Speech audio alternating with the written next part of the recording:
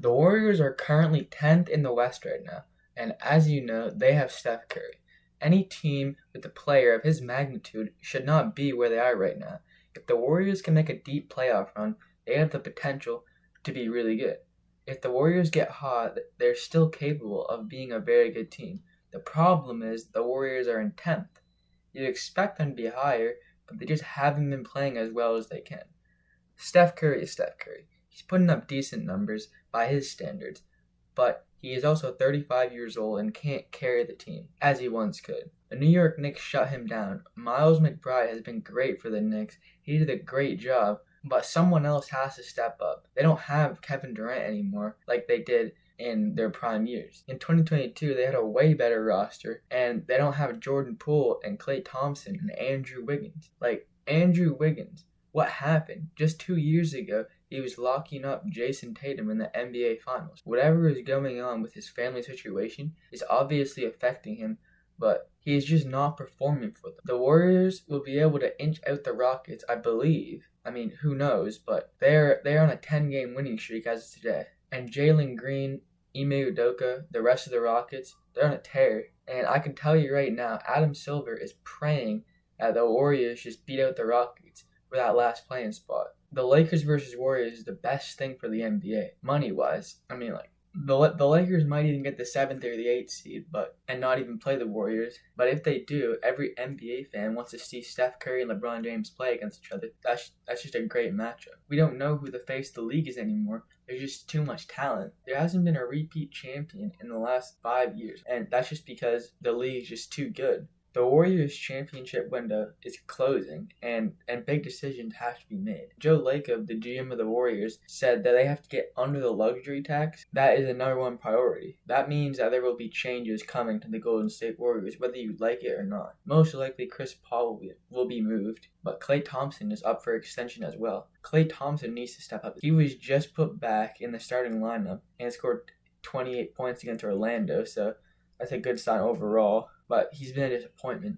Ever since his injury, he hasn't been able to consistently hit shots.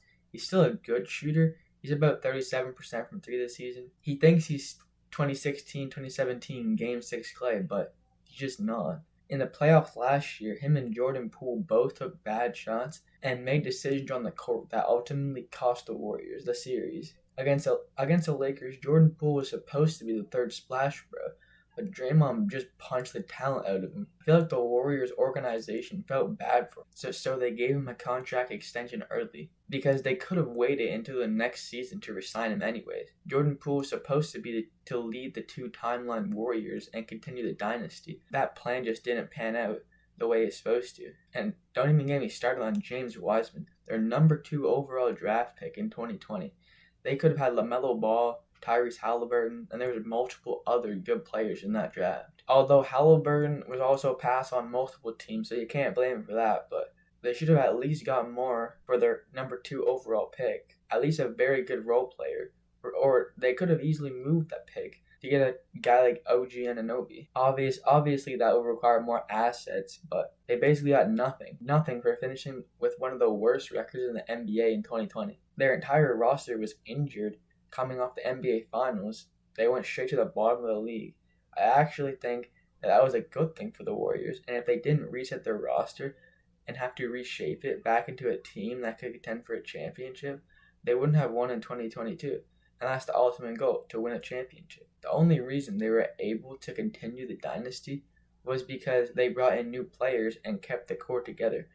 But everyone else on the roster was moved, and because of that, and because of all the injuries, it gave Jordan Poole an opportunity to get more minutes. They got D'Angelo Russell from the Nets when KD left, and they flipped him for Andrew Wiggins. And now that the roster could compete for a championship, and knowing that they had a core that could compete for a championship, they weren't afraid to let go of players. Sean Livingston and DeMarcus Cousins were good players for them. But the NBA is a business, and it should be treated like one. Sometimes you get fired. Sometimes you need to move on from players. And if the Warriors want to extend Steph Curry's window, they need to find a way to make changes. And as long as Steph Curry's on the roster, they can figure out a way to surround him with a decent team. They'll have to take a step back first. I don't think the Warriors will be able to contend for a champion this season.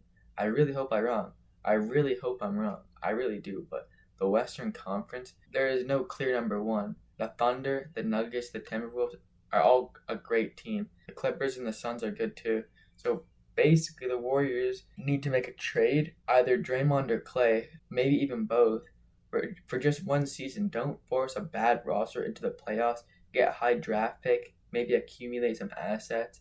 Assuming Steph Curry is still playing at a high level, that is a big if though, because who knows how many players are in their prime in their late 30s. LeBron James has proven father time wrong, but you don't know at this point if other players are going to be able to do the same, even with the new technology. LeBron's going to be 40 soon, and Steph's not long behind him, and Steph's not far behind him. LeBron's still arguably a top 10 player in the league. Steph, I would say, is top 5. We don't know that Steph will be the same in 2 or 3 years, and we can't hold the rest of the league to the standard LeBron James set, because it's not normal to be a top 10 player at 37, 38.